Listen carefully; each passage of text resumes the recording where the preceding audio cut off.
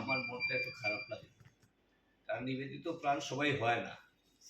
বৃহত্তর সিলেটবাসী ঢাকায় মানুষের অভাব নেই, সতেরো তো হাজার হাজার মানুষ আছে, কিন্তু যে কোনো আখে ডাকে, যে কোনো সুবিধায় অসুবিধায় পাশে আসি দাঁড়ানোর মতো লোক কমই আছে।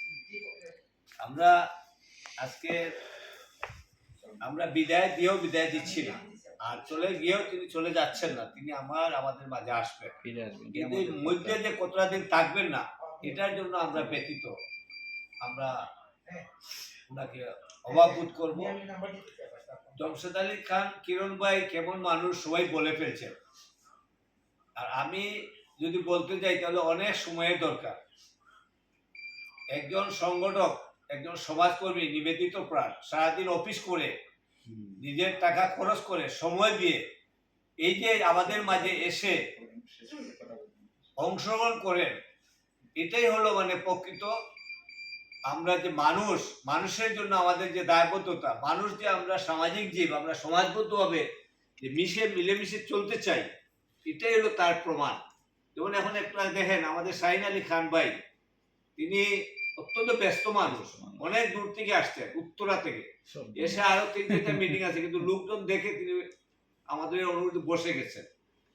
বারবার ফোন আসতেছে, কারণ ওনারও অনেক ব্যস্ত মানুষ, কিন্তু সামাজিক অঙ্গনে তার অবদান ঢাকার বাইরে আমরা দেখি, আমরা বিশ্বাস করি, আমরা গর্ব করি সিলেটবাসী হিসাবে যে এইরকম ব্যক্তিরা ঢাকার রাজপথে একটা সংগঠনের একটা থানা পর্যায়ে, একটা কেন্দ্র পর্যায়ে নেতৃত্ব দেওয়া, এটা এত সহজ জিনিস না।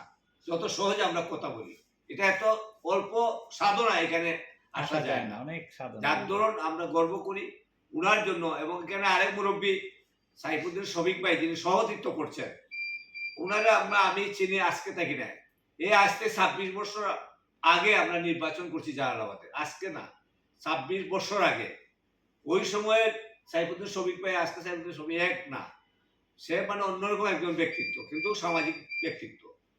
বৃহত্তর মানে বিয়ানীবাজার সমিতির অনেক বিভিন্নভাবে ভূমিকা রেখেছেন, জালালাবাদে ভূমিকা রেখেছেন, বিভাগ উন্নয়ন পরিষদ আমরা করেছি, ওইখানেও আমরা আন্দোলন করেছি, তাদের নেতৃত্বে, তাদের সাথে আমিও ছিলাম, আমি সর্বকনিষ্ঠ ছিলাম।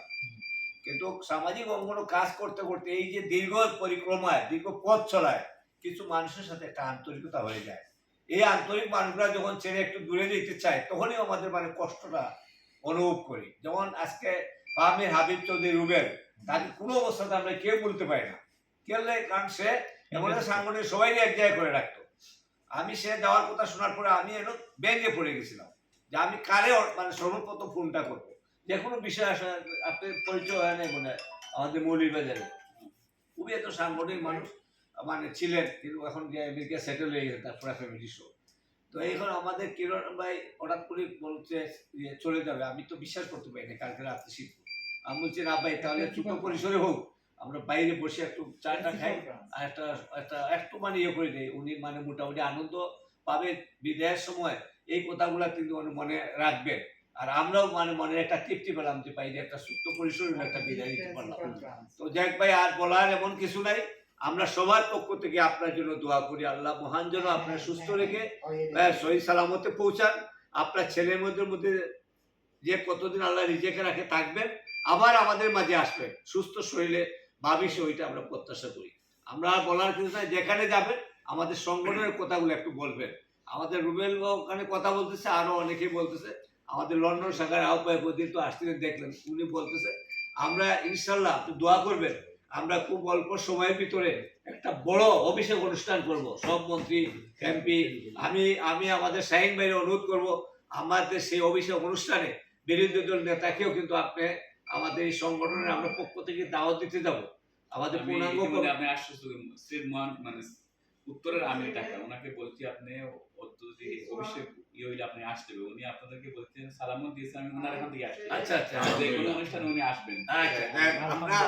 আমরা ওনাকেও আনবো, আমাদের আমির শাহ, আমাদের বিরোধী নেতার কাছেও আমরা যাব, আমাদের বৃহত্তর স্বার্থে যে আন্দোলনটা আমরা করতেছি ওনার নলেজে আছে, আপনি নিশ্চয় দিচ্ছেন, আমরা আনুষ্ঠানিক দিতে পারি না, এখন আমাদের পূর্ণ কমিটি হবে, কমিটি করে কমিটির পক্ষ থেকে আমরা ওনাকে একটা ফুলের শুভেচ্ছা দেবো, একটা মত বিনিময় করে আসবে।